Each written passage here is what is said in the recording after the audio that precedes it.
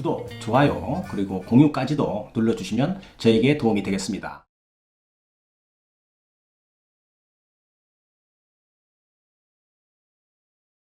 안녕하십니까. 교통사고 합의 전문 채널 유국장TV입니다. 2022년도 새해입니다. 2021년도 1년간 참으로 어려운 시기였죠. 코로나19가 이젠 어디까지 갈지 모르겠지만 모두 힘들 내시고 새로운 한 해를 맞이해야 할 것입니다. 자, 교통사고가 나온 말이죠. 가해자가 보험을 접수해 주게 되고 보험회사에서 전화가 오게 되는 것이죠. 이때 걸려온 전화, 첫 번째죠. 그냥 안부 전화일까요? 아니면 어떤 의미가 있을까요? 오늘은 보험회사에서 걸려오는 전화에 대해서 알아보는 시간을 갖도록 하겠습니다. 자, 통계적으로 보험회사는 3번 정도 전화가 올 수 있는데요. 그 전화 통화의 의미를 알고 대처하는 방법까지 공부하도록 하겠습니다. 보험회사 직원은 자동차 사고 후에 보험이 접수가 되면 말이죠. 피해자에게 전화 연락을 합니다. 특별한 경우를 제외하고는 말이죠. 하루에서 이틀 사이에 전화를 피해자는 받게 되는데요. 왜 전화를 했을까요? 첫 번째 전화는 담당이 정해졌다는 안부 인사 정도입니다. 자, 고객님, 사고로 많이 불편하시겠네요. 병원에 치료비 지급 보증을 해놓았으니 충분히 치료 잘 받으시지요 하면서 뭘 보겠어요? 환자의 성향을 파악하기 시작하는 겁니다.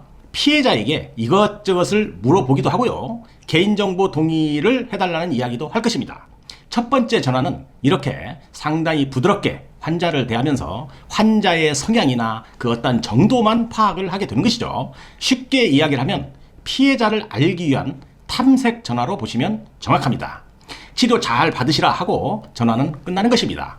자, 그런 후에 3, 4일이 지나면 전화가 한 번 또 옵니다. 이것이 두 번째 전화이고 보험사의 본색을 드러내는 전화이기도 합니다. 전화가 와서는 며칠 치료해 보시니까 몸은 좀 어떠십니까? 라고 물어봅니다. 자, 그러면서 피해자의 의중을 잘 살피게 되는 것이죠. 두 번째 전화는 협상을 위한, 즉 합의 시도를 위한 전화다, 이렇게 생각하시면 좋겠습니다. 이때 보험회사 직원은 피해자가 자신이 생각했던 대로 슬슬 끌려오는 피해자라면 합의에 대한 이야기를 하기 시작을 하거든요.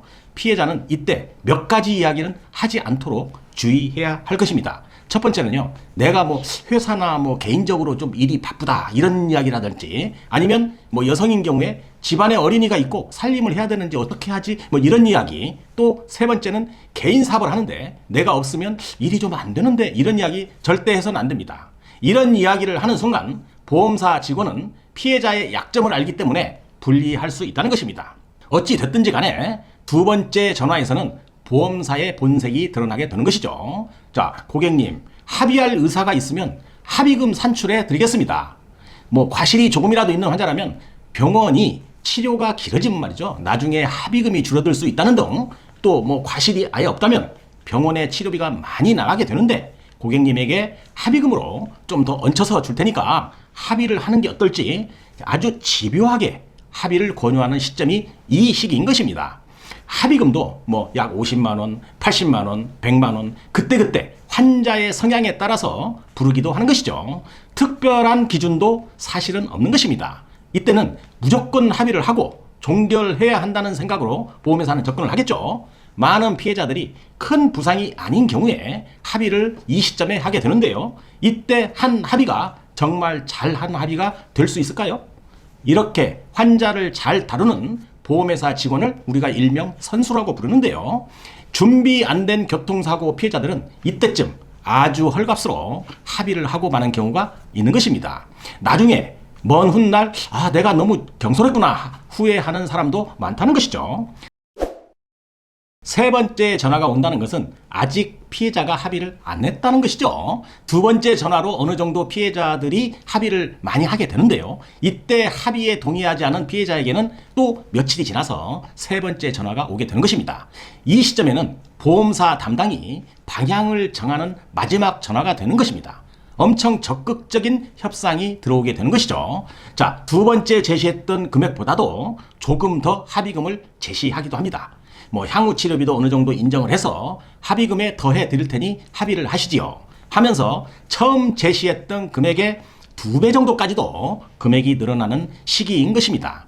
자, 이게 마지막이다는 각오로 보험회사 직원은 피해자를 설득하게 되는 시기죠. 이 정도로 보험회사가 앞에서 합의 금액을 흔들면서 설득하게 되면 많은 피해자들이 자신이 처한 상황들을 고려해서 합의를 하고 정리를 하겠죠. 자, 그럼 보험회사가 이렇게까지 설득을 했는데도 합의가 되지 않게 된다면 보험회사는 어떻게 할까요?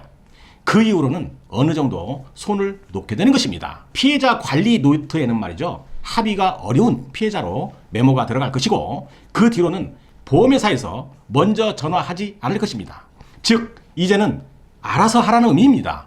보험회사도 이때부터는 원칙적인 합의금만 주겠다는 것일 것입니다. 자, 그렇다면 일반적인 그 중상자가 아닌 교통사고 피해자들은 어떻게 하면 좋을까요?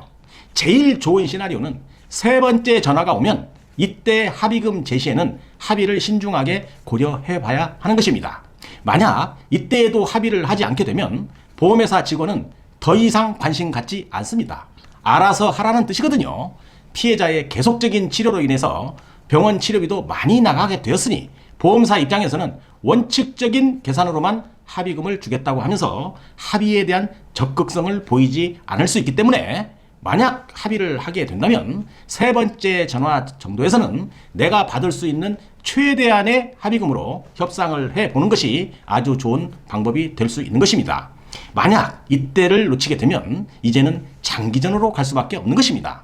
보험회사 피해자에게도 신경 쓰지 않습니다. 전화도 오지 않는 것입니다. 그래서 가능하면 협상 전화가 첫 번째, 두 번째 정도에서 밀당을 좀 하다가 세 번째 전화에서는 합의를 시도하는 방법이 나쁘지 않다라고 강조드리면서 오늘 영상 여기에서 마치도록 하겠습니다. 감사합니다. 유국장TV였습니다.